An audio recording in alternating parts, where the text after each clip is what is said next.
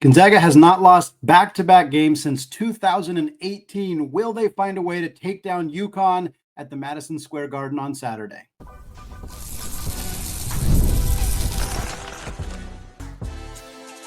You are Locked On Zags, your daily podcast on the Gonzaga Bulldogs. Part of the Locked On Podcast Network, your team every day. What is going on, y'all? Happy Friday. Welcome into the Locked On Zags podcast, part of the Locked On Podcast Network, your team every day.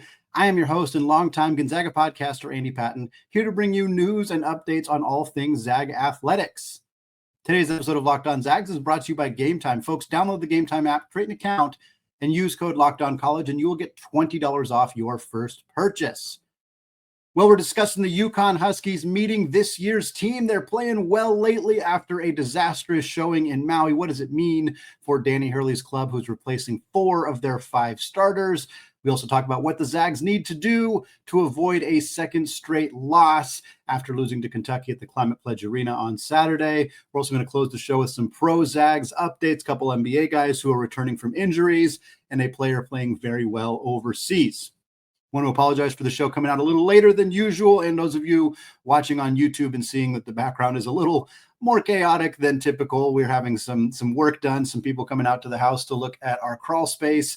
It's been a little messy, a little chaotic, but that is what the deal is. Still getting the show out here for y'all so we can talk about this UConn team and this game Saturday, December 14th, 5 p.m. Pacific time, 8 p.m. Eastern time.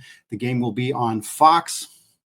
It is, of course, being played at the Madison Square Garden. It is the return game of a 2-year neutral site series agreed to between Hurley and the Huskies and Mark Few and the Zags. The first game was last year at the Climate Pledge Arena, also in mid-December. UConn won that game. They have now won 2 in a row against the Zags after beating them in the NCAA tournament earlier in that year. In the previous season, in that Elite Eight matchup, UConn on their way to their first of what ended up being 2 straight national championships. So now, after losing that game in Seattle, Gonzaga looks to find a way to win this one out in New York against UConn at their home away from home. This is somewhat equivalent to Gonzaga at Climate Pledge, although, of course, Gonzaga has not succeeded in playing at that new arena, but it is a semi-home game for UConn in the way that most people would consider Gonzaga playing in Seattle a semi-home game for the Zags in that regard. Obviously, there are some teams Gonzaga would play in Seattle where it wouldn't be a home game, just like if UConn were to face St. John's at the Madison Square Garden, that wouldn't be a home game for them either. Again, Gonzaga 0-2 against UConn in the last couple of seasons. They are their series is 5-2 overall in favor of UConn. UConn has 5 wins. Gonzaga has a pair. All of them have been neutral sites. Most of them have been in NCAA tournaments or in specific preseason tournaments. They've faced each other in Maui. They faced each other in Seattle. They faced each other everywhere but each other's home floors effectively. The Zags are also 3-5 all time at the Madison Square Garden. If it feels like it's been a while since they've played there, it has. Last time they played there was back in 2017, a loss to Villanova. The Zags have had some success there, have had some struggles there, lost to Duke there a while back, but 3-5 at a tough place to play all the way across the country. Certainly not a bad record to have there, especially when you consider that they're not going out to Madison Square Garden to take on, Fordham or Hofstra or somebody like that. If they're going out to MSG, they're taking on some of the best of the very best. Zags 7-3 in their last 10 games against the Big East, dating back to the 2014-15 season. Those losses are the 2 to UConn and, of course, that loss to Villanova that we mentioned earlier at the Madison Square Garden. Let's talk a little bit about this UConn team, and then we're going to get into our 5 keys to victory for the Zags. UConn 7-3 on the season. Their season can be broken up into 3 distinct parts. Their 4-0 start, which is where they played nobody. Like, they played one of the weakest schedules in all of college basketball to begin the season. The KenPom rankings of the 4 teams they played to start the year: 279th, 360th, it's basically last, 340th, and then 354th. Literally 3 of the 4 teams they played are among the 25 lowest rated teams in college basketball at KenPom. The other team, 279th. That's basically where Long Beach State is, just for reference at that point. So, of course, UConn was 4-0.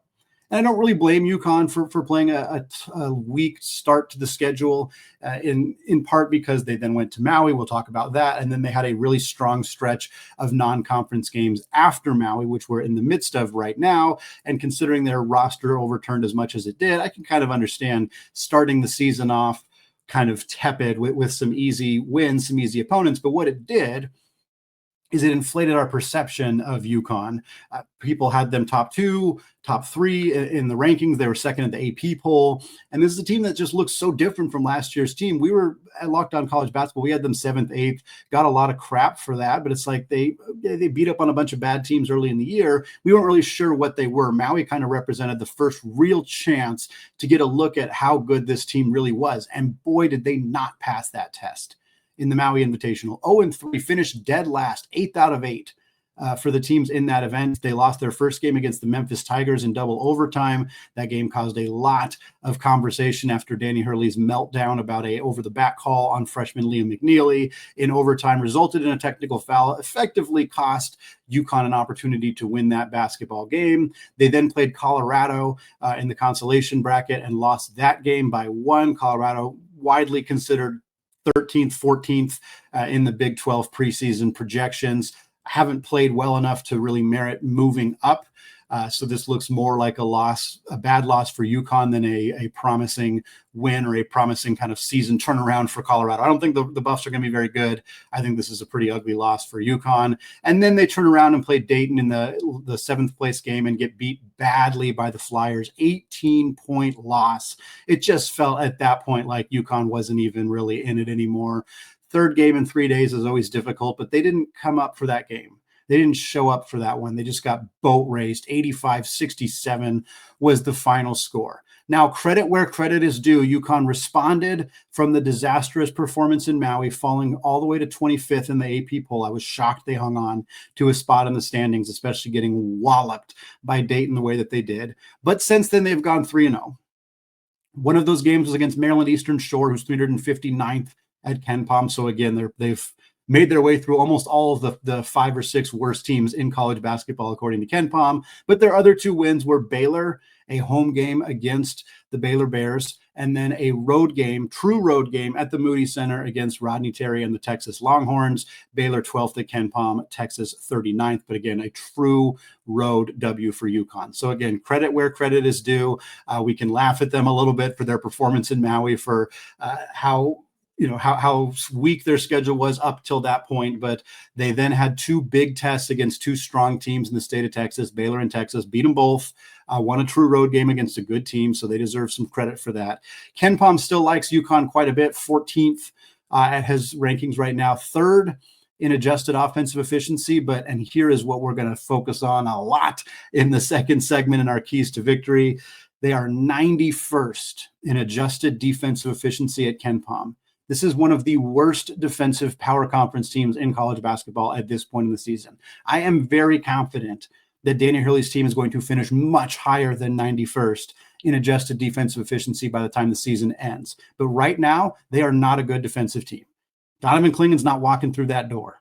This is not a team who has it on that end of the floor nearly at the level that they have historically. Now, most of their defensive issues are in the perimeter, not in the front court. They're actually one of the best shot blocking teams in the entire country. So they have some weapons. They have some ability to beat you on that end of the floor, but their perimeter defense, their 3-point defense, pretty darn horrendous this year. As we said earlier, UConn lost 4 starters from last year. The only returner is Alex Karaban, back for his junior year. But they do have, and this is, I think, part of the conversation that needs to be mentioned when discussing UConn, is you see a team that loses 4 of their 5 starters, very public players who aren't there anymore.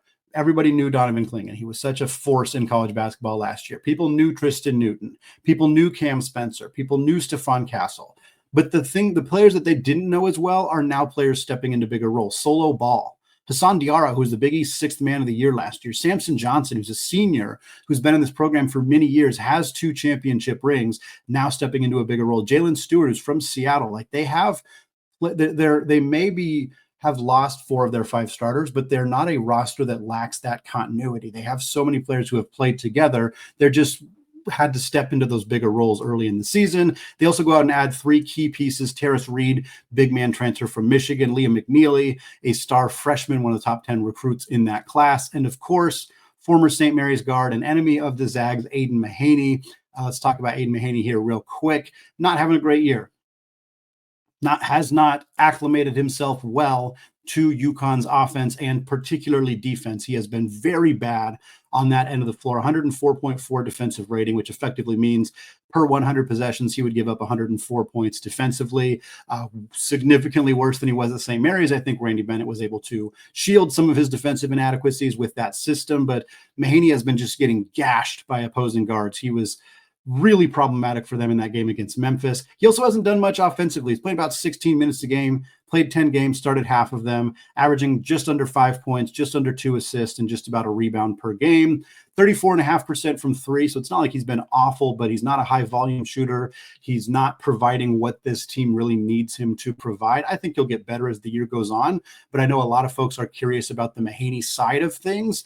It feels like he could be due for a big breakout game against Gonzaga. I won't pretend that's not a thing we're thinking about. Mahaney played well against Gonzaga at St. Mary's, even amidst, struggles at other times. And so I think it's definitely something that's on the mind of Gonzaga fans, and for good reason. But it is worth acknowledging that while he may play well in this game, he hasn't been a big part of UConn's success or struggles this season. Well, I mentioned it already. UConn is an elite rim protecting team. They are outstanding on offense, but the rest of the defense, well, it leaves a lot to be desired. So we wonder, can the Zags take advantage? We're going to discuss that and more coming up here in just a second. But first, folks, college basketball, it's here. And there is nothing better than the atmosphere of a college basketball game. The anticipation of what's about to happen, the energy of the crowd, the unexpected coming to life if you're in the kennel, the zombie nation blasting, and more. And now Game Time has a new feature called Game Time Picks that helps make getting tickets to see your favorite teams play live even easier. Game Time Picks filters out the fluff to show you only incredible deals on great seats so that you don't have to waste your time searching through thousands of different tickets. And it's not just for basketball, but concerts, comedy shows, theater, and more. And whether it's Game Time's ticketing coverage, their lowest price guarantee, or the panoramic views from your seat in the app feature, Game Time has you covered. Most of you probably have your travel plans set. If you're not in New York yet, it's going to be tough to get there for this game. But if you are in New York, you're in the area, you want to check out the game, you got some free time, here's the best thing. You can get 2 tickets to see Gonzaga take on UConn at basketball Mecca, the king of hoops, Madison Square Garden, for $49 a piece. That's a phenomenal deal, and that doesn't even take into account the $20 off with your first purchase if you use code LOCKEDONCollege at checkout. So create an account, redeem code LOCKEDONCollege for $20 off. Terms do apply. Folks, download the Game Time app today. Last minute tickets, lowest prices, guaranteed. All right, folks, segment 2. Still Andy Patton, still Locked On Zags podcast, and we're still getting ready for one of the biggest games of the year. Gonzaga Bulldogs taking on the UConn Huskies at the Madison Square Garden. First time playing at the Garden in nearly 8 years for Mark Few and the Zags. Lost the last 2 against UConn, lost their most recent game against Kentucky. They would love to end a 1-game losing streak and not lose their second straight game for the first time since 2018. B, end a 2-game losing streak against the UConn Huskies. And C, get that record closer to 500 at the Madison Square Garden. How can they do that? Key number 1, get UConn's bigs in foul trouble. UConn's 19.9% block rate. That's what they have on the season according to Ken Palm. That's the highest in the country. This is the best shot blocking team in the league. There's really no other way to look at it. Samson Johnson, huge part of that. Also, Alex Karaban, very, very good shot blocker, a player who doesn't get enough attention for his defensive prowess. He was out for a couple of games, so his blocks per game numbers are a little inflated as he played mostly against the not so good teams, but he is a good shot blocker. He will have an impact in that area in this game. And Samson Johnson is a great shot blocker as well. But the bigs for UConn, Johnson and backup Terrace Reed, the transfer from Michigan, have had foul issues this year. This has been a problem for UConn. The bigs are both in foul trouble. They either have to go small or one of them has to play a lot more tepid, a lot more careful out there, and teams take advantage. We saw this in Maui. We saw this even with Baylor in Texas. UConn won those games, but those were areas that they struggled at times in those contests. Samson Johnson is averaging 3.4 fouls per game. Folks, that's in 18 minutes.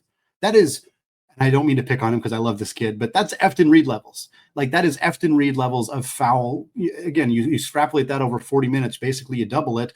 6.8 fouls per about 39 minutes per game. So 6.97 fouls per 40 minutes is the average for Samson Johnson.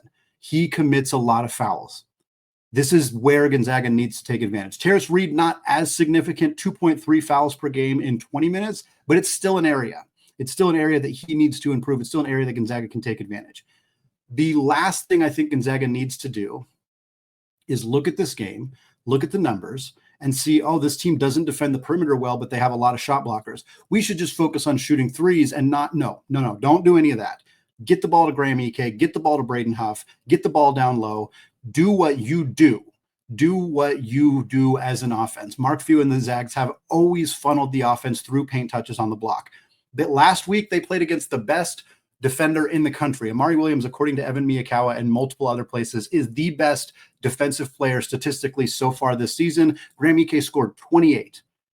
He didn't score all of them on Amari Williams, but he scored a lot of them on Amari Williams. There is no reason to not do what you do best against a team like UConn and make them do it. If they block every single shot Graham Ike takes and they don't commit any fouls, obviously you make an adjustment. But you got to do what you are doing best. And Ike's playing great ball right now. A big question I have in this game is how Danny Hurley defends Graham Ike. Do they just play him straight up? I assume after watching him cook Kentucky and Amari Williams that Danny Hurley's probably not going to play him straight up. I think there will be double teams, whether it's on the first dribble, whether it's right away. Those are the questions that we have. Whether are they also going to double Braden Huff? Are they going to let him go to work? Those are the big questions I have. And if the Zags are getting double teamed in the block and Ike is able to get the ball out, which is something he struggled with and will need to do well, then you got to make UConn pay by hitting those outside shots. And that leads us to key number 2. You got to shoot it well. You got to shoot it well. You do not beat UConn in a pseudo road environment. You don't beat UConn anywhere if you don't shoot the three ball well. And fortunately for Gonzaga, UConn's not defending the three very well this year. They are allowing opponents to shoot 37.3% from three on the year. They are also only allowing opponents to shoot 42% on 2-pointers. That 2-point percentage, that 3-point defense ranks 325th in the country at KenPom. So they're one of the 40-ish, 30-ish worst 3-point defensive teams in the country so far this season at KenPom. Obviously, early in the year, especially, this data is a little bit wonky. Sometimes, one or two really hot shooting teams can throw off the data, whatever. The point is, at this point in the season, UConn's been one of the worst teams at defending the 3-point line in the country, and they've been one of the best at defending against 2-pointers. That 41.9% that opponents are shooting from 2, that ranks 9th in the country. Again, that does not mean I think Gonzaga should just settle for a bunch of threes and not attempt to get the ball down low, attempt to do what they do best. But it means that Gonzaga has to take advantage by shooting well from 3. I think some of this for Gonzaga is getting the ball in the right people's hands. The Zags are only shooting 33.7% from 3 this year. That's right in the middle of the pack in the country. They shot about 42% against Baylor. They shot 45.5% against UMass Lowell. They shot 37.5% against Davidson. Every other game Gonzaga has played this year, they've shot 33% or lower. They haven't been a consistently good 3-point shooting team. They have the talent on this roster to be a better 3-point shooting team than they are. Part of it is I think they need more attempts from the players who are shooting it well. The 2 leaders for Gonzaga in 3-point attempts per game are Nolan Hickman and Caleb Battle. Nolan Hickman, great. 41% from 3. That's right where we thought he'd be. That's right where he needs to be. Boom. Keep shooting, Nolan. No problems there. Caleb Battle, 5.1 3-point attempts per game, 32.5% from 3. I don't think Battle needs to shoot less necessarily, but if he's having an off night, you got to find other ways to win. You got to find other ways to get the other shooters the ball, because here's the deal. Dusty Stromer, folks, 52.2% from 3, but he's only taking 2.5 per game. Again, I think some of Dusty's success is because he's not taking a high volume of threes. He is taking threes when he is wide open, but at the same time, if he's shooting that well from 3, you need to get him the rock. You need to get him opportunities to shoot the basketball. Same with Ryan Nembhard. I know people are still a little afraid of how much he struggled in the first half of last year, but he was over 40% in the second half last year. And folks, he's over 40%, or he's right at 40% so far this season, but attempting less than 3 per game. Get those guys the basketball, get them open looks from three.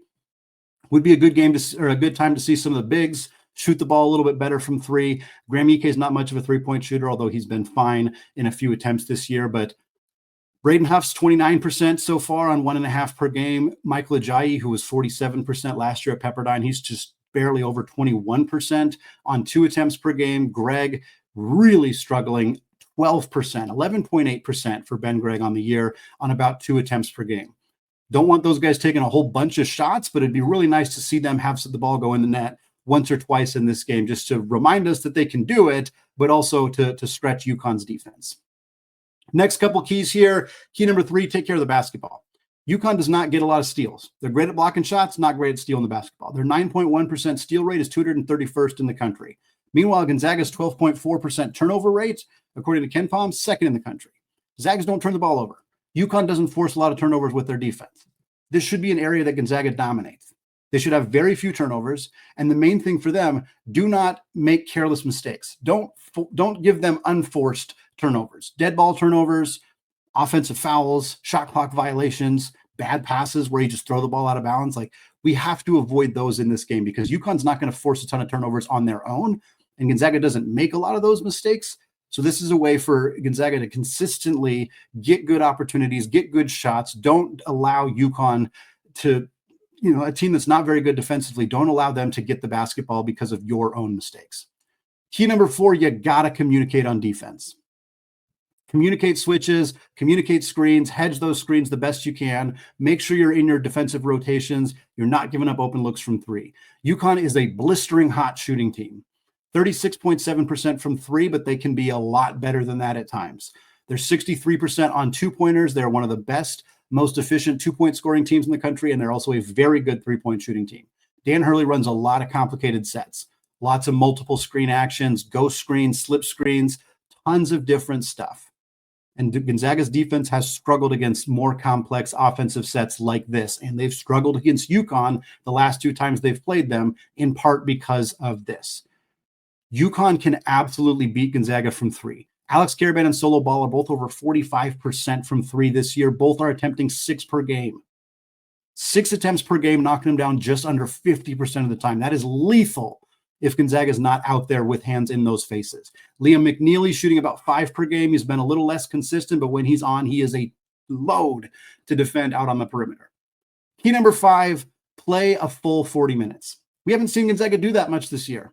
They did it against Baylor. That's why they won that game by 38 points. They did it against UMass Lowell. Great, cool. They didn't do it against Kentucky.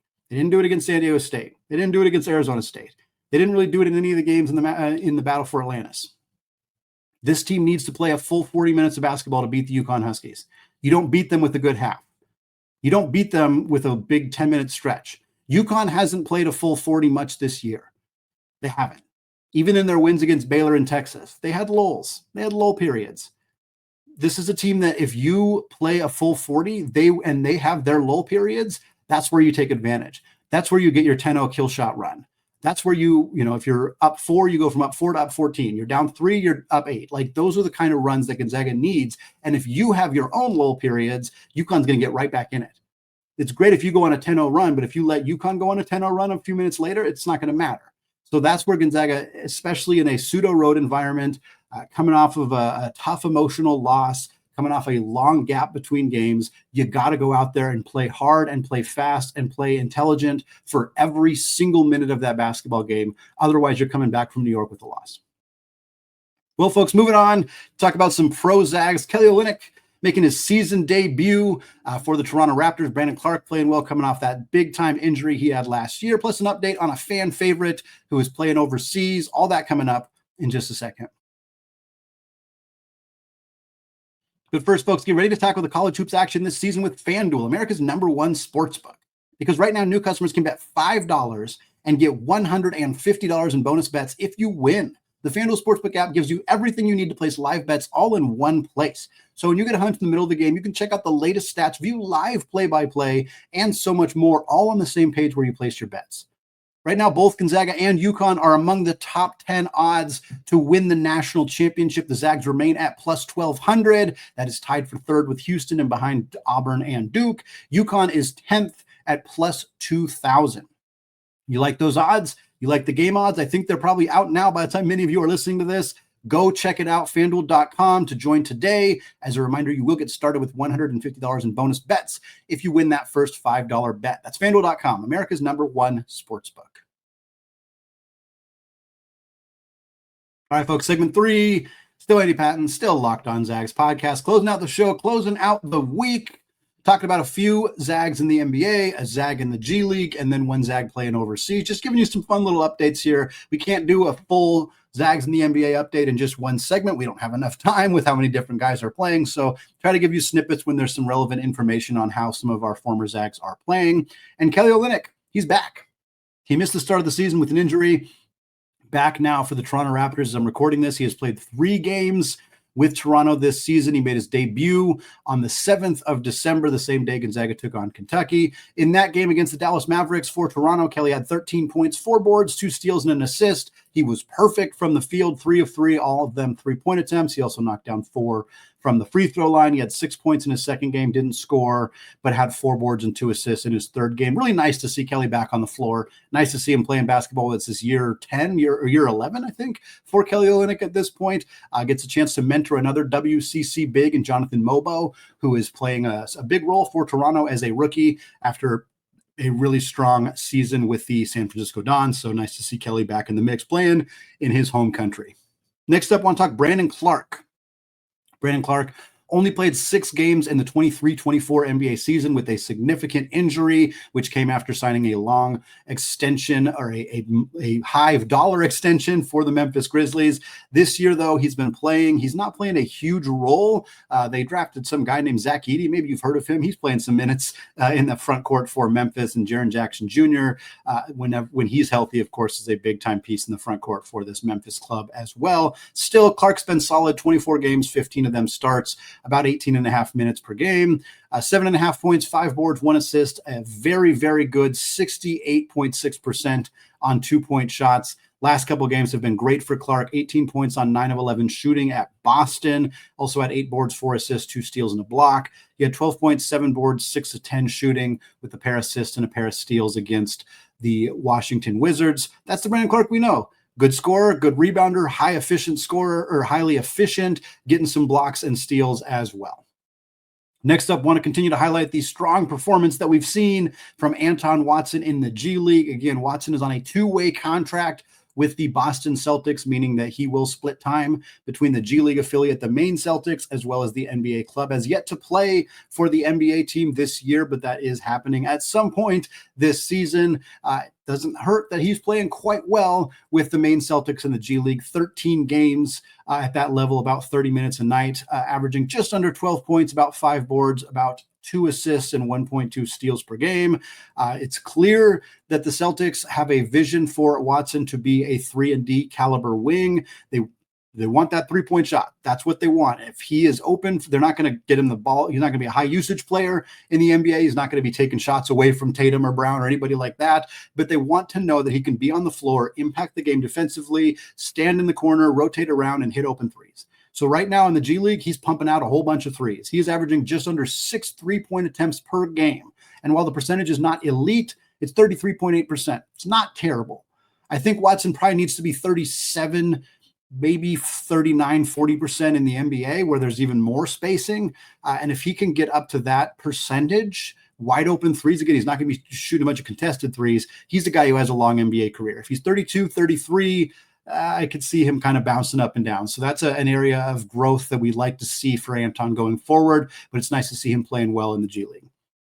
And last but not least, I want to give a shout out to our guy, Rasir Bolton, playing for Spartak in the Adriatic League in Serbia, playing some real good basketball. That's a high-level league. It's one of the best Euro leagues. It's one of the best basketball leagues on the planet, outside of the NBA, outside of the Euro League, and maybe a few others. The Adriatic League is right up there. Bolton playing for Spartak in 11 games, 17 points per game, 4 assists, 3 boards, shooting 43% from 3. On his last 5 games, he has scored 18 or more points in 4 of them, double figures in all of them. He has been playing some great ball. Highly suggest following him on Instagram. If there's any other former Zags that that you want to know how they're doing, follow them on Instagram. They're almost always giving you updates. You're getting a chance to see how they're doing. It's one of my favorite things to do on a daily basis. Just flip through, see, oh, that's a box score for how Rasir did. That's a box score for how Anton did, or Gino Crandall, or anybody else who's playing professionally overseas. It's very fun to see how those guys are doing, or playing here in the G League, whatever it may be. So I'll keep you up to date on more former Zags. We'll get some more opportunities, as we kind of get into a slower part of the season without as many games in the next couple of weeks. We'll look at how former Zags are doing, pro Zags, how they're playing overseas in the NBA and the G League, all that good stuff as well. That is going to wrap it up for me today, though, folks. Thanks again for making the show your first listen or your first watch of the day. Thanks for being patient as the show came out a little bit later today. Going to be a fantastic, fun game on Saturday. Hopefully the Zags are coming away with it with a W. Either way, we'll be recapping that game, giving you everything you need to know about what we saw, what it means for Mark Few's club going forward. We'll be doing that on Monday. Then we'll be getting you ready for the rest of that week. Zags got a couple more games before that UCLA matchup at the end of the month, and then conference play coming around just after that. Thanks again, folks. Have a fantastic weekend. And of course, as always, go Zags.